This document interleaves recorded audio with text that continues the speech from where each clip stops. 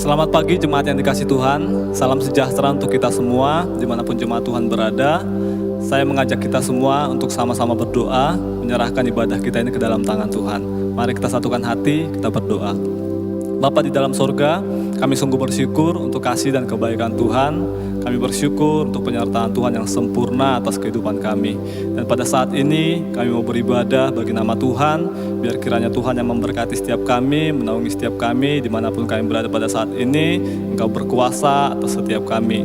Kami menyerahkan ibadah kami ini ke dalam tangan Tuhan. Dari awal sampai akhirnya, biarlah kiranya nama Tuhan ditinggikan, nama Tuhan dipermuliakan, dan semua jemaat Tuhan diberkati. Terima kasih Bapa di sorga, kami menyerahkan ibadah ini hanya di dalam nama Tuhan Yesus Kristus. Kami berdoa dan mengucap syukur. Haleluya, amin.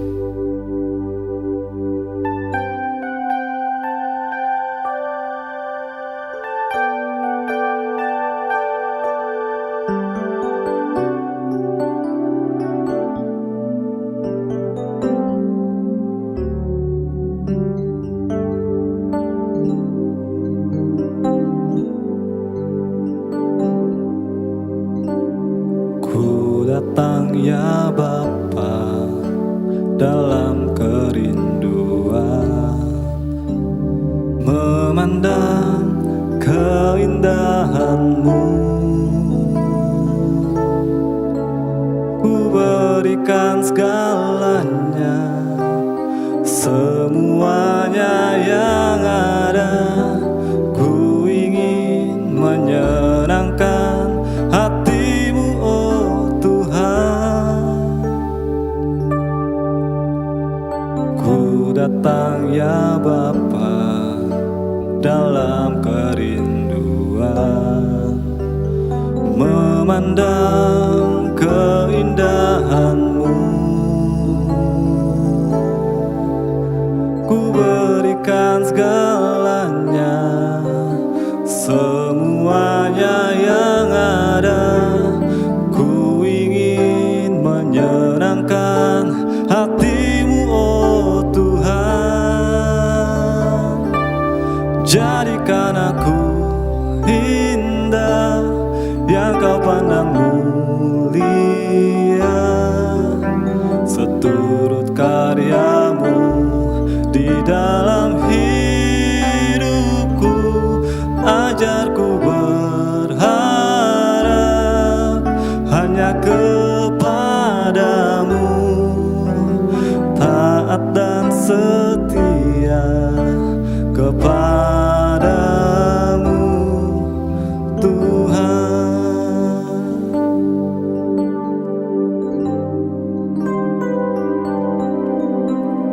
Ku datang ya Bapa dalam kerinduan, memandang keindahan-Mu. Ku berikan segalanya, semuanya yang ada. Ku ingin menyenangkan hati-Mu, oh Tuhan. Jadikan aku indah yang Kau pandang mulia, seturut karya-Mu di dalam hidupku. Ajarku berharap hanya kepadamu, taat dan setia kepadamu, Tuhan. Jadikan aku indah yang Kau pandang mulia, seturut karya-Mu di dalam hidupku. Ajarku berharap hanya kepadamu, taat dan setia, taat dan setia, taat dan setia kepadamu, Tuhan.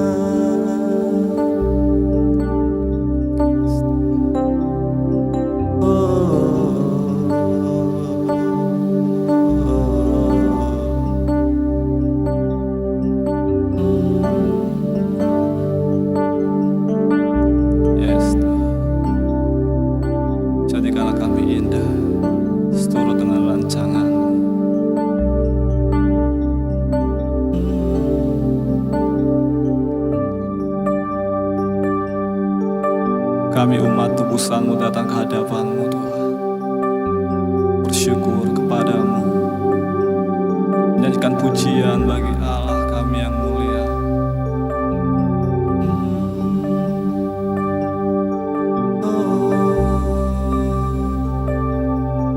Haleluya, haleluya.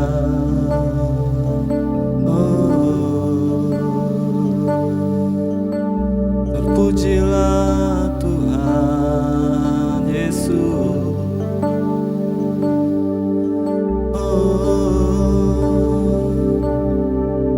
Kami umat-Mu datang ke hadapan-Mu, memuji Engkau, meninggikan nama-Mu.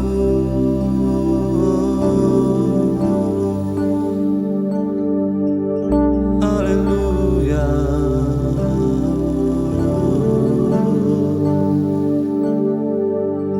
Terima kasih Tuhan, terima kasih Tuhan, terima kasih Yesus.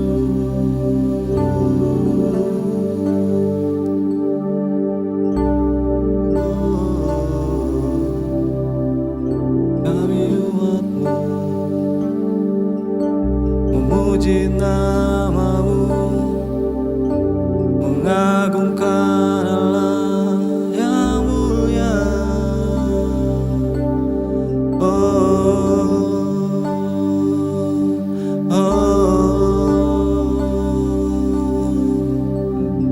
Terpujilah Engkau, terpujilah Engkau Yesus.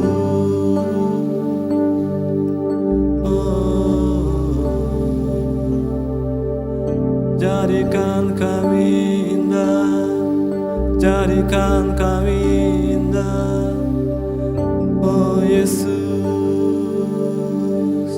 untuk senangkan hati-Mu.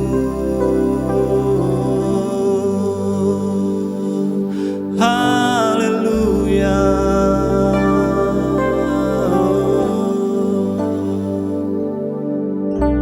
Terpujilah Engkau Yesus.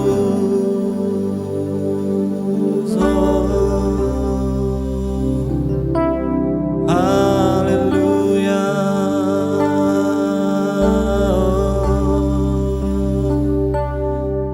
Segala pujian hanya bagi-Mu, segala pujian hanya bagi-Mu.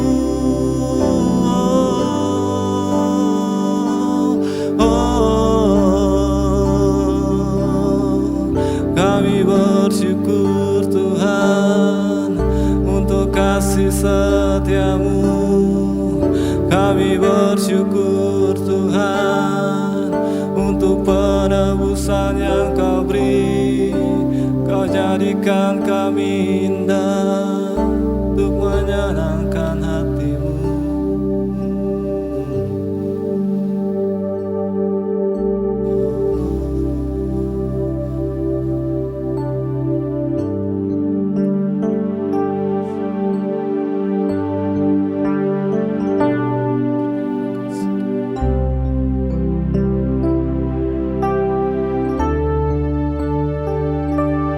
Jadikan aku indah yang Kau pandang mulia, seturut karya-Mu di dalam hidupku. Ajarku berharap hanya kepadamu, taat dan setia kepadamu Tuhan.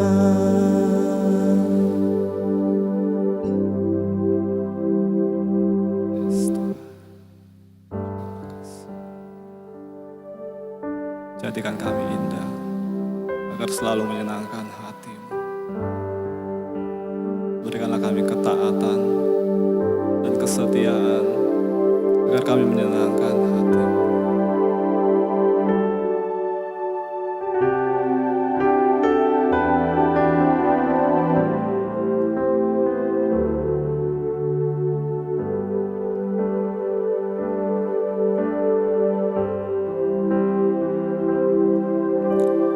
Tuhan, ku mau menyenangkan-Mu. Tuhan, bentuklah hati ini jadi bejana untuk hormat-Mu, cemerlang bagai emas murni. Tuhan, ku serahkan hatiku, semua ku berikan padamu. Kuduskan hingga tulus selalu, agar aku menyerahkan-Mu, menyenangkan-Mu, senangkan-Mu. Hanya itu kerinduanku, menyenangkan-Mu, senangkan hati-Mu. Hanya itu kerinduanku.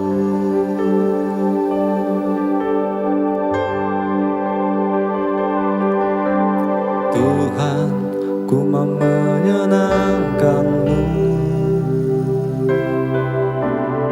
Tuhan, bentuklah hati ini, kuduskan hingga tulus selalu, cemerlang bagai emas murni. Tuhan, ku serahkan hidupku, semua ku berikan padamu. Kuduskan hingga tulus selalu, agar aku menyerahkan-Mu, menyenangkan-Mu, senangkan-Mu. Hanya itu kerinduanku, menyenangkan-Mu, senangkan hati-Mu.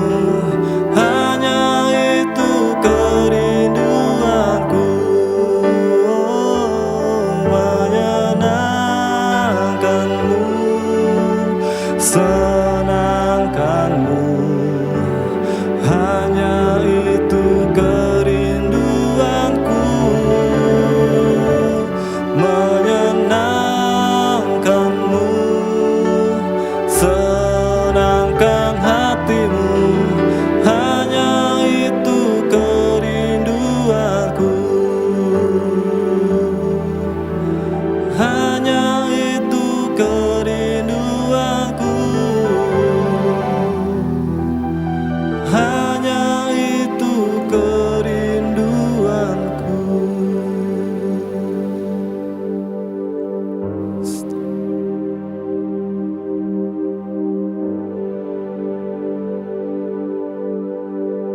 Ajar kami untuk selalu menyenangkan hati-Mu Tuhan dalam kehidupan kami.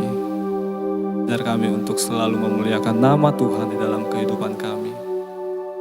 Terima kasih Bapa di sorga.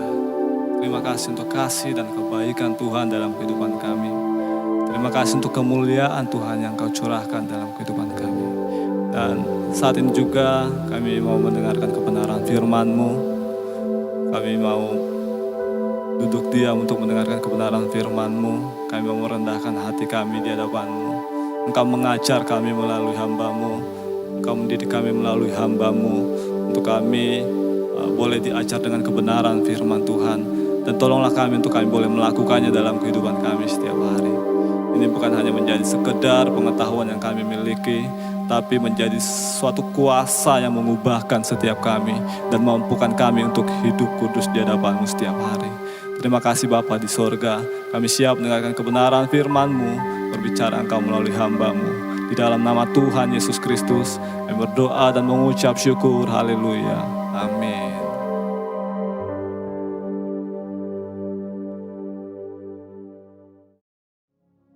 Shalom, puji Tuhan, hari ini kita memasuki satu tema tentang buah roh dan tema yang terakhir, yakni pengendalian diri.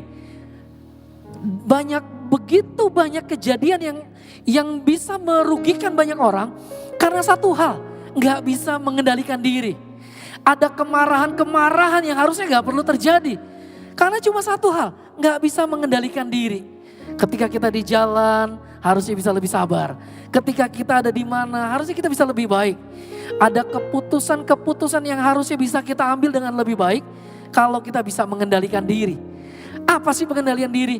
Pengendalian diri adalah mengubah keinginan untuk menyenangkan diri sendiri menjadi keinginan untuk menyenangkan akan hatinya Allah. Ingat, pengendalian diri adalah mengubah keinginan diri sendiri untuk menyenangkan diri sendiri menjadi keinginan untuk menyenangkan hatinya Allah. Ada hal-hal yang sebenarnya bisa nyenengin kita secara daging, maksud saya. Misalkan gini, kita balas dendam pada orang yang pernah nyakitin kita. Kita balas dendam pada orang yang pernah menipu kita. Kita balas dendam, rasanya daging kita puas. Tapi pertanyaannya, apakah Allah disenangkan? Pertanyaannya, apakah Allah disenangkan atas hal itu semua? Atas pembalasan dendam kita itu. Dengar baik, sekali lagi, pengendalian diri adalah keinginan untuk menyenangkan hati diri sendiri menjadi keinginan untuk menyenangkan hatinya Allah. Alkitab bicara lengkap sekali tentang pengendalian diri. Bahkan dari awal perjanjian lama sampai akhir perjanjian baru. Ada begitu banyak kisah-kisah tentang pengendalian diri. Dan Alkitab mencatat kejatuhan pertama manusia di dalam dosa di Taman Eden. Itu terjadi karena gak bisa mengendalikan diri. Kejatuhan Adam dan Hawa bukan karena apa-apa, tapi karena gak bisa mengendalikan dirinya. Perintah Allah sudah jelas, jangan makan buah yang dilarang itu. Tapi ada keinginan diri sendiri untuk menikmatinya. Dan akhirnya jatuh dalam dosa. Alkitab juga mencatat tentang Musa yang begitu marahnya kepada Tuhan. Akhirnya gak bisa memasuki tanah Kanaan, tanah perjanjian. Ingat, ada hal-hal yang harusnya kita bisa raih. Harusnya ada hal-hal yang bisa kita dapatkan sesuai dengan janjinya Tuhan. Tapi gagal kita dapatkan. Alasannya cuma karena satu. Karena gak bisa mengendalikan diri. Apa yang Alkitab katakan tentang pengendalian diri? Amsal pasal yang ke-16 ayat 32 berkata seperti ini. Orang yang sabar melebihi seorang pahlawan. Orang yang menguasai dirinya melebihi orang yang merebut kota. Ingat, itu orang yang sabar dan orang yang menguasai dirinya. Tapi Amsal 25 ayat 28 berkata sebaliknya. Orang yang tak dapat mengendalikan diri adalah seperti kota yang roboh temboknya. Zaman dulu di Israel setiap kota ada temboknya. Dikelilingi oleh tembok-temboknya. Supaya apa? Supaya orang musuh-musuh gak bisa menyerang. Supaya lawan gak bisa menyerang secara langsung. Kalau temboknya sudah roboh, lawan bisa nyerang. Kalau tembok pengendalian kita sudah roboh, ada banyak hal-hal buruk yang akan terjadi dalam hidup kita. Iri, dendam, dan lain sebagainya bisa terjadi. Karena apa? Karena gak bisa mengendalikan diri. Karena temboknya sudah roboh. Hari ini kita akan belajar. Ada 4 hal tentang pengendalian diri. Hari ini kita belajar 4 hal tentang pengendalian diri. Yang pertama, pengendalian diri berarti matikan yang namanya daging. Matius pasal 26 ayat 41 bicara begini. Berjaga-jagalah dan berdoalah supaya kamu jangan jatuh ke dalam pencobaan. Roh memang penurut, tetapi daging lemah. Daging kita daging yang lemah. Kadang-kadang kita pengen nikmati yang indah-indah, yang enak-enak, yang senang-senang. Tapi saya mau bilang begini, dalam semuanya itu kita harus berhadapan dengan yang namanya hukumnya Allah. Mari belajar kendalikan diri. Karena kenapa? Dalam pengendalian diri ada yang namanya upah. Ada yang namanya rencana Allah akan tergenapi dalam hidupnya kita. Kehamilan di luar pernikahan gak bisa ditukar dengan yang namanya keluarga ilahi yang akan membangkitkan generasi ilahi yang takut akan Tuhan serta diberkati Tuhan. Kenapa bisa terjadi kehamilan di luar nikah? Karena cuma satu, gak bisa mengendalikan diri. Kenapa bisa ribut antar begitu banyak orang? Karena cuma satu, gak bisa mengendalikan yang namanya mulut. Kadang-kala kita pengen ngutukin orang yang bersama kita. Daging kita rasanya terpuaskan. Tapi ingat, Tuhan disenangkan atau enggak? Pertanyaannya adalah apakah Tuhan disenangkan atau tidak atas apa yang kita lakukan? Korupsi demi keuntungan pribadi. Rasanya orang akan berpikir gini, biasa aja tuh. Orang bisa melakukan dan saya juga bisa lakukan. Biasa aja. Tapi dengar baik, yang namanya korupsi tidak pernah sebanding dengan nama baik. Nggak sebanding dengan upah yang akan kita terima. Orang yang namanya baik, orang yang dapat dipercaya akan mendapat banyak berkat. Amsal katakan seperti itu. Dan ada begitu banyak yang bisa saya katakan seperti ini. Contohnya, apakah jadi suami atau istri yang jujur itu adalah sebuah impian? Harusnya enggak. Apakah jadi suami atau istri yang jadi teladan adalah sebuah angan-angan? Harusnya enggak. Harusnya kita bisa jadi suami atau jadi istri yang takut akan Tuhan. Masalahnya adalah apakah kita punya roh pengendalian diri. Untuk yang jadi karyawan yang berintegritas seharusnya bukan hal yang sulit. Tapi masalahnya adalah mau gak matiin keinginan daging. Pak, Bu, hari ini kita bicara tentang pengendalian diri. Pengendalian diri yang pertama adalah mari kita matikan daging kita.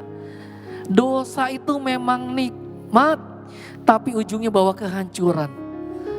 Dosa itu rasanya memang manis. Bahkan Amsal katakan buah hasil curian manis rasanya.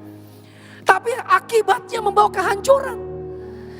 Bagaimana kita bisa merangkai masa depan yang baik? Bagaimana kita bisa merangkai keluarga yang baik? Bagaimana kita bisa merangkai pelayanan yang baik? Bagaimana kita bisa menjaga keuangan yang Tuhan percayakan dengan baik? Jawabannya adalah kendalikan itu semua dengan mereformasi diri dulu. Diri sendiri dulu. Jadilah orang yang dapat mengendalikan diri. Ada banyak orang jatuh dalam yang namanya dosa keuangan. Pakai kartu kredit sepuas-puasnya. Saya pernah ngalamin dan saya pernah jatuh. 20 tahun yang lalu saya bertobat tentang hal ini. Dan sampai hari ini saya tidak mau pakai kartu kredit. Bukan gak baik, tapi saya tidak bisa mengendalikan diri saat itu. Saya mereformasi diri saya. Akhirnya saat ini ketika mau beli apa harus nyimpen duit dulu. Harus kumpulin duit dulu tanpa kartu kredit. Dan hasilnya lebih manis. Walaupun lebih lama kadang dapatnya barangnya. Tapi saya mau bilang begini, ayo bagaimana kita bisa jadi orang yang bisa dipercaya. Ciri pertamanya adalah bisa mengendalikan diri. Bagaimana kita tentang hal pengendalian diri ini? Yang pertama adalah mulailah matikan daging kita.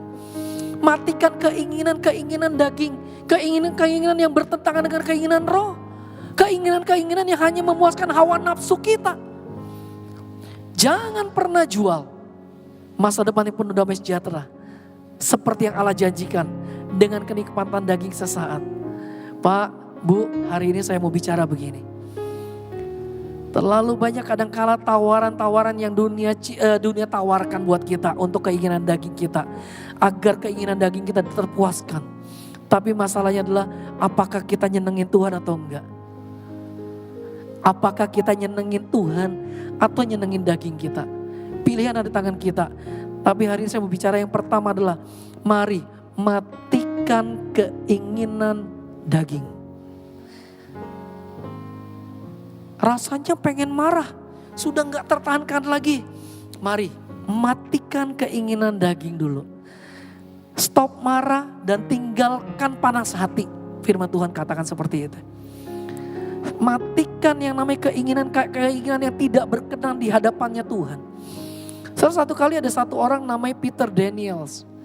Peter Daniels itu sekarang tercatat sebagai salah satu orang terkaya di Australia. Waktu dia sekolah dulu, seorang guru pernah bilang gini sama Peter Daniels.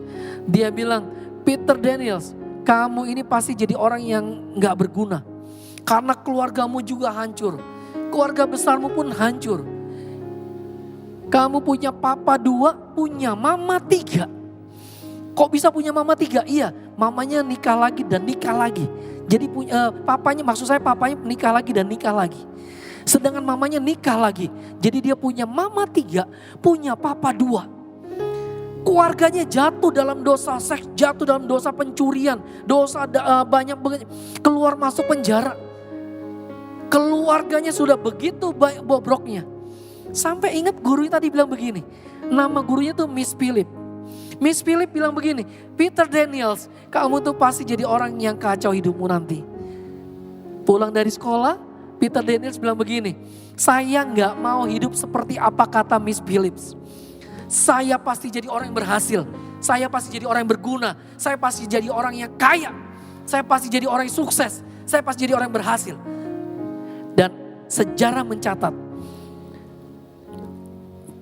Peter Daniels sebagai salah satu orang kaya yang ada di Australia.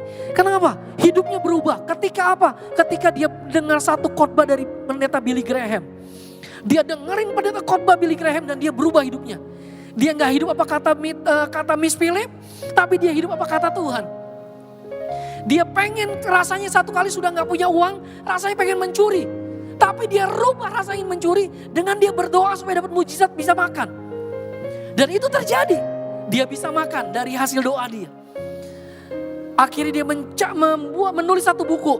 Bukunya judulnya gini, Miss Philip, you were wrong. Miss Philip, kamu itu salah.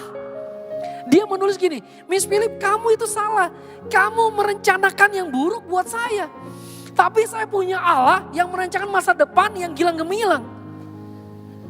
Masalah utamanya adalah bukan karena Peter Daniels itu pinter, bukan. Tapi Peter Daniels mematikan keinginan daging dia. Keinginan-keinginan yang tidak berkenan di hadapan Tuhan. Menjadi keinginan-keinginan yang berkenan di hadapannya Tuhan. Yang pertama, tentang hal pengendalian diri. Yang pertama adalah matikan kedagingan kita. Ingat, daging gak berkenan di hadapannya Tuhan.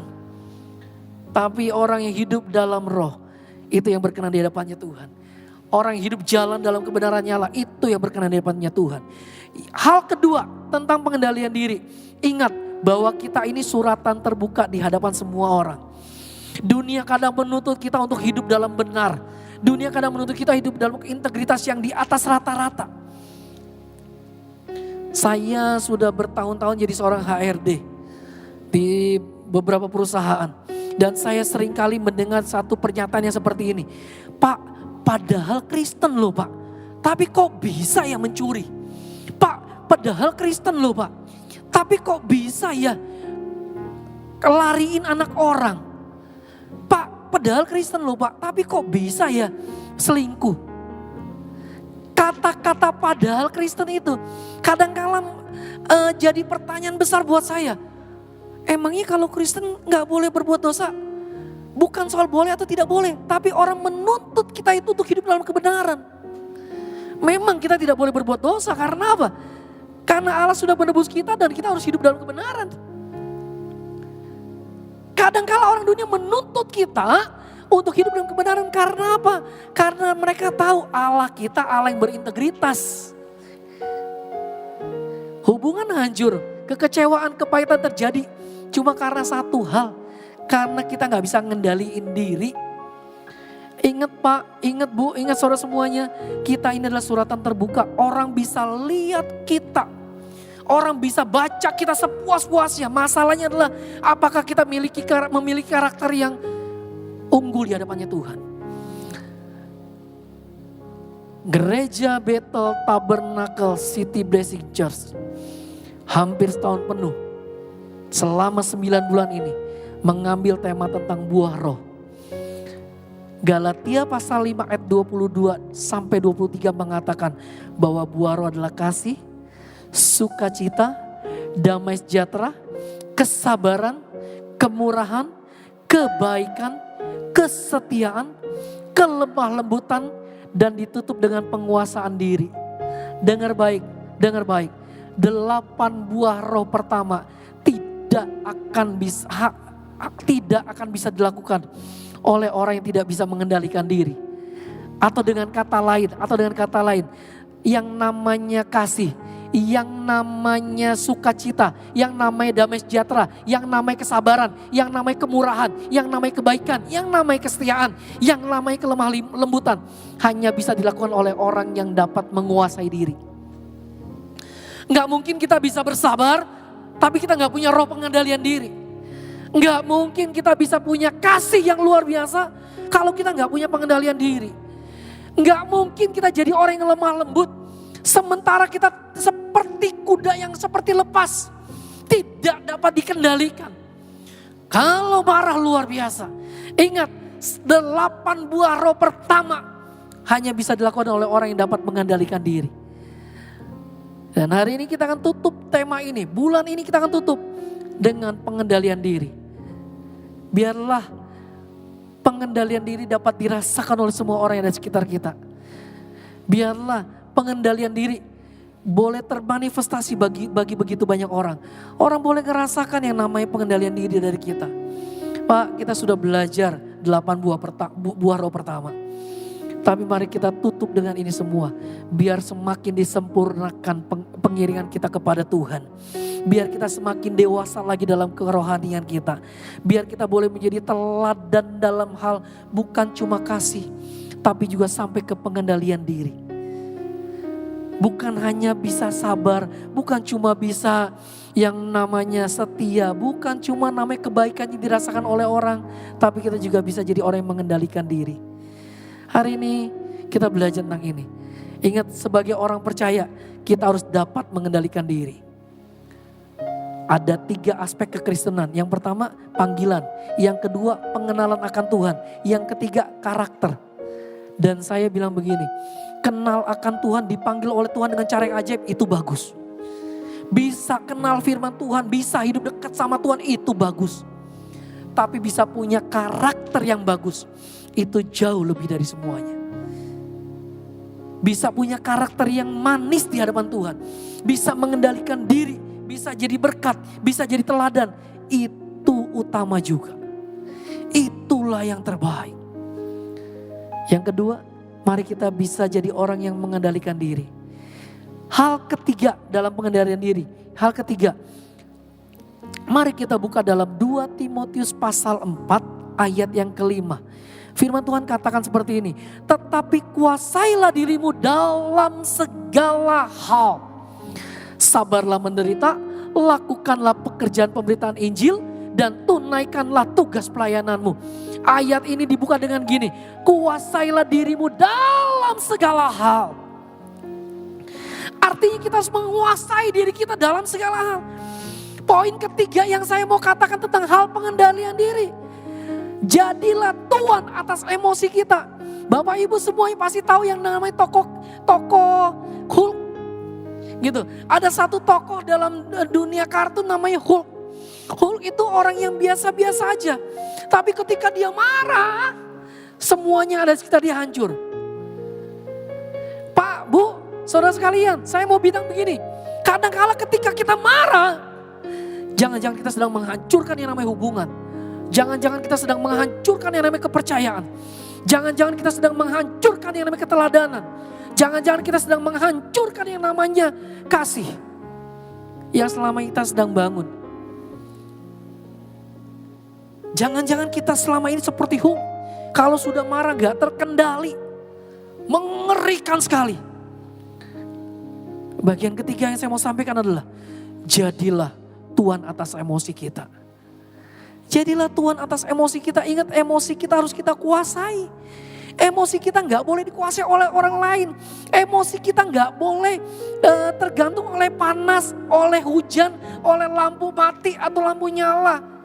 Mau suasana kering, mau suasana kemarau, nggak ngaruh harusnya. Karena apa? Karena dari dalam ini kita yang mengendalikan emosi kita. Kita yang mengendalikan karakter kita. Kita yang mengendalikan segala ucapan-ucapan kita. Supaya tidak keluar yang serampangan. Supaya tidak keluar yang gak berkenan di depannya Tuhan. Bagaimana caranya? Supaya kita bisa jadi tuan atas emosi kita. Raja Daud bilang begini. Hanya ketika kita ada dalam hadiratnya. Mazmur 62 ayat 5 sampai 9 bilang begini. Hanya pada Allah saja kiranya aku tenang. Daripadanya lah harapanku. Hanya Dia gunung batuku dan keselamatanku. Kota bentengku. Aku tidak akan goyah. Pada Allah ada keselamatanku dan kemuliaanku. Gunung batu kekuatanku. Tempat perlindunganku ialah Allah. Percayalah kepadanya setiap waktu. Hai umat, curahkanlah isi hatimu di hadapannya. Allah ialah tempat perlindungan kita. Kapan atau bagaimana caranya kita bisa dapatin hati yang tenang? Ketika kita ada dalam hadiratnya. Bahkan ada pujian yang mengatakan, di hadiratmu aku tenang. Di hadiratmu kurasa bebas. Ingat, cuma ada di hadirat Tuhan aja kita bisa tenang. Ketika ada hal-hal yang rasanya bakal menguras emosi kita, mari kita belajar untuk ada dalam hadirat Tuhan. Belajar untuk tunduk, belajar untuk ingat bahwa kita bisa tenang. Kita bisa kendalikan emosi kita ketika kita ada dalam hadiratnya Tuhan. John C. Maxwell dalam sebuah buku yang berjudul No Limits berbicara tentang kapasitas emosional. Kapasitas emosional adalah kemampuan menangani kesulitan, kegagalan, kritik, perubahan, dan tekanan dengan cara yang benar. Ketika ngalamin hal-hal yang sulit, kadang-kala karakter kita keluar tuh baru tuh. Ketika ngalamin hal-hal tentang kegagalan, baru deh tuh karakter kita keluar. Ketika kita ngadepin kritik, sudah melayani dikritik, sudah memberi dikritik, sudah lakukan yang baik dikritik. Kadang-kala emosi kita disitulah mulai dibentuk. Tapi mari jadi orang yang dapat menguasai emosi. Mari kita jadi orang yang bisa menguasai diri. Amin. Tekanan boleh ada, tapi mari kita kuasai dengan cara yang benar. Tekanan pasti ada, tapi mari kita kondisikan dengan cara yang benar. Okmandino, seorang penulis buku The Great Secret of the World mengatakan, jika aku merasa tertekan, aku akan bernyanyi. Jika aku merasa sedih, aku akan tertawa. Jika aku merasa sakit, aku akan menggandakan kerjaku. Jika aku merasa takut, aku akan menerjang ke depan. Jika aku merasa rendah diri, aku akan memakai baju baru. Jika aku merasa ragu, aku akan meninggikan suaraku. Jika aku merasa miskin, aku akan memikirkan kekayaan yang akan datang. Jika aku merasa tidak kompeten, aku akan memikirkan kekayaan yang akan datang. Jika aku merasa tidak berarti, aku akan mengingat tujuan hidupku. Dan di akhir dari kata-kata Okmandino, dia bilang begini, hari ini aku akan jadi tuan atas emosiku. Saudara, mari kita jadi tuan atas emosi kita. Bukan karena keadaan, bukan karena siapa, bukan karena apa, tapi kita harus kuasai emosi kita. Kita harus kendalikan emosi kita. Ingat, kita dipanggil bukan untuk menguasai dunia, kita dipanggil bukan untuk menguasai ekonomi dunia, kita dipanggil bukan untuk mengatasi COVID yang sedang berlangsung, masih berlangsung sampai sekarang. Tapi kita dipanggil Tuhan untuk mengendalikan diri kita sendiri. Untuk menguasai diri kita sendiri. Mengendalikan dari hal-hal yang kecil diri kita sendiri. Yang keempat, hal keempat tentang pengendalian diri. Berani berkata cukup. 1 Timotius pasal yang ke-6 ayat yang ke-9 berkata begini. Tetapi mereka yang ingin kaya terjatuh ke dalam pencobaan, ke dalam jerat dan ke dalam berbagai-bagai nafsu yang hampa dan yang mencelakakan, yang menenggelamkan manusia dalam keruntuhan dan kebinasaan. Mereka yang ingin kaya jatuh dalam pencobaan. Karena apa? Karena gak bisa berkata cukup. Nggak bisa berkata cukup. Pengennya hawa nafsunya dilontarkan, dikeluarkan. Pengen semuanya jadi milik dia. Saudara ingat, makan terlalu banyak itu juga bagian dari hal yang Tuhan gak suka. Bukan soal makannya, tapi keserakahannya. Bahkan kitab Amsal bilang begini, taruh pisau di leher kalau besar nafsu makanmu. Bukan soal makannya, tapi soal serakahnya. Bahkan ada orang-orang yang sakit bulimia. Ketika dia sudah kenyang, dia tetap makan. Tapi dikeluarin dulu yang ada dalam mulut. Ini benar-benar gak berkenan di hadapan Tuhan. Ada banyak orang-orang yang jatuh dalam dosa yang namanya dosa keserakahan. Alkitab mencatat ada yang namanya Gehasi. Bujang dari seorang nabi besar namanya Elisa. Karena keserakahannya, dia kejar orang yang sakit kusta. Dia bilang bahwa Elisa yang minta bayaran setelah orang sakit kusta itu sembuh. Padahal Elisa gak minta apa-apa. Ini hanya bisa-bisanya Gehasi supaya dapat keuntungan. Yang terjadi apa? Malah dia dapat sakit kusta itu. Kustanya jadi milik Gehasi. Cuma karena apa? Karena serakah. Karena gak bisa kendalikan diri. Karena apa? Karena cuma pengen dapat keuntungan yang gak berkenan di hadapannya Tuhan. Ada juga Anania Safira. Menjual tanah dan bersaksi palsu. Padahal sudah dikatakan kalaupun kamu bahwa itu masih punya kamu kalau kamu gak jual sekalipun. Tapi yang terjadi apa? Mereka bilang ini yang kami dapat. Padahal gak seperti itu yang mereka dapat. Mereka dapat lebih. Kenapa mereka lakukan itu? Karena mereka pengen dapat yang lebih. Mereka dapat keuntungan yang lebih. Tuhan gak berkenan dan saat itu juga mati. Suami istri mati di hadapan Tuhan. Karena bertindak tidak jujur, tidak benar di hadapan Tuhan. Ada lagi yang namanya Esau. Cuma karena kacang merah. Dia jual hak kesulungannya. Padahal ini sesuatu yang penting, hak kesulungan. Esau jual, karena apa? Karena kacang merah. Belum lagi yang namanya Yudas Iskariot. Jual Yesus cuma karena 30 keping perak. Tuhannya dijual. Padahal selama 3 tahun kurang lebih. Bersama-sama setiap hari. Mengajarkan kebenaran. Tapi Yudas Iskariot seperti melalu aja semuanya itu. Dia jual Tuhannya dengan 30 keping perak. Mari jadilah orang yang kuat secara emosi. Pak, Bu, 4 hal yang saya sampaikan hari ini tentang pengendalian diri. Yang pertama adalah matikan daging. Yang pertama, mari kita matikan keinginan daging kita. Berubah jadi keinginan yang menyenangkan akan hatinya Tuhan. Yang kedua, tentang hal pengendalian diri. Jadilah surat terbuka bagi semua orang. Ketika orang melihat Kristus dalam hidup kita. Ketika orang melihat kita, orang melihat Allah ada dalam hidup kita. Yang ketiga tentang hal pengendalian diri. Jadilah Tuan atas emosi kita. Jadilah Tuan atas emosi kita, kendalikan diri kita. Yang ketiga mari kita belajar berkata cukup. Sebagai penutup saya mau bilang gini. John C. Maxwell pernah berkata, 7 ciri orang yang kuat secara emosi. Secara cepat saya akan bacakan. Yang pertama, orang yang kuat secara emosional adalah orang yang bersikap positif menangani emosi mereka. Yang kedua, orang yang kuat secara emosional adalah orang yang tidak membuang waktu untuk mengasihani diri sendiri. Yang ketiga, orang yang kuat secara emosional adalah orang yang tidak membiarkan orang lain mengontrol hubungan mereka. Yang keempat, orang yang kuat secara emosional adalah orang yang tidak membuang-buang energi untuk hal-hal yang tidak bisa mereka kendalikan. Yang kelima, orang yang kuat secara emosional adalah orang yang tidak terus membuat kesalahan yang sama. Yang keenam, orang yang kuat secara emosional adalah orang yang tidak membiarkan pasang surut kehidupan mengendalikan mereka. Yang ketujuh, orang yang kuat secara emosional memahami, menghargai, dan tumbuh melalui perjuangan. Amin. Tuhan ingin hidup kita maksimal dan optimal. Jadilah orang yang dapat mengendalikan diri. Karena ada begitu banyak hal-hal buruk yang terjadi ketika kita gak bisa mengendalikan diri.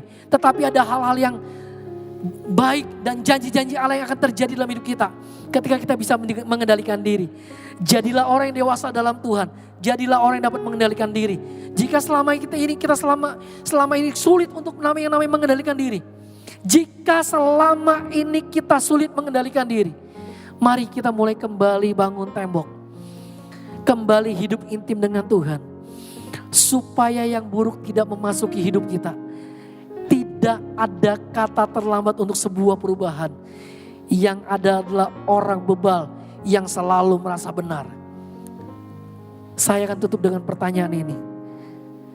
Nilai apa yang akan kita berikan bagi generasi di bawah kita? Kalau kita tidak bisa mengendalikan diri. Yang pasti ada nilai-nilai kekekalan ketika kita bisa menjadi orang yang mengendalikan diri. Kendalikan diri kita biar nama Tuhan dipermuliakan, Tuhan Yesus memberkati. Amin.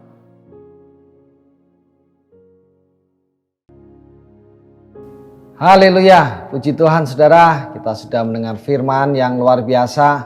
Mari kita terus belajar mempraktekannya, kita menguasai diri kita sehingga hidup kita boleh menjadi berkat bagi banyak orang, sehingga banyak orang datang kepada Tuhan.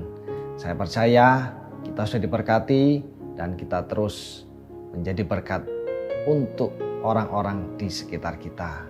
Mari kita akhiri ibadah kita saat ini. Dan saya ucapkan terima kasih buat setiap yang sudah terlibat dalam terselenggaranya ibadah kita saat ini. Tuhan Yesus memberkati. Saya jemput kita berdiri dan mari kita bersama-sama berdoa. Tuhan Yesus, Tuhan yang baik, kami mengucap syukur buat berkat Tuhan dalam ibadah yang sudah kami nikmati saat ini Tuhan. Kiranya Roh Kudus semakin bekerja dalam hidup kami. Firman-Mu memberkati dan mengubahkan hidup kami Tuhan. Mampukan kami melakukannya sesuai dengan tuntunan firman Tuhan. Terima kasih Tuhan. Dimanapun umat-Mu berada, Tuhan boleh memberkati mereka. Tuhan boleh menolong mereka, apapun keberadaan mereka. Engkaulah jawaban bagi hidup kami Tuhan. Yang sakit, Tuhan menolong menjamah dan menyembuhkan mereka semuanya.